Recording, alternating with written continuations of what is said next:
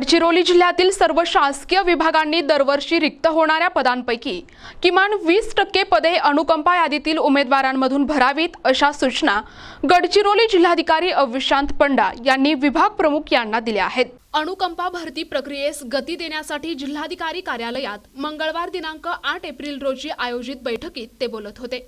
निवासी उपजिल्हाधिकारी सुनील सूर्यवंशी, जिल्हा शल्य चिकित्सक डॉक्टर माधुरी किलनाके तसेच विविध विभागांचे वरिष्ठ अधिकारी यावेळी उपस्थित होते। जिल्हाधिकारी पंडा यांनी स्पष्ट केले की ज्या शासकीय कार्यालयांकडे स्वतःची अनुकंपा प्रतीक्षा यादी उपलब्ध नाही, त्यांनी जिल्हाधिकारी कार्यालयातील सामायिक प्रतीक्षा यादीतून उमेदवारांची मागणी करावी। विशेष बाब म्हणून नक्षलवाद्यांनी हत्या केलेल्या गोपनीय बातमीदारांच्या कुटुंबातील एका सदस्याला शासन सेवेत सामावून घेण्याबद्दल दिनांक 6 मार्चच्या शासन निर्णयानुसार कार्यवाही करण्यात यावी असेही त्यांनी सांगितले। या निर्णयानुसार गडचिरोली जिल्ह्यातील प्रतीक्षा यादीत सध्या 98 उमेदवार नोंदले गेले असून त्यांना देखील अनुकंपा भरती प्रक्रियेत प्राधान्य देण्याचे निर्देश जिल्हाधिकाऱ्यांनी दिले आहे।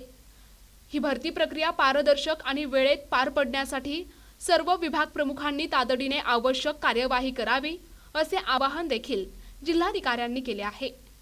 NTV news Marathi, Gadchiroli.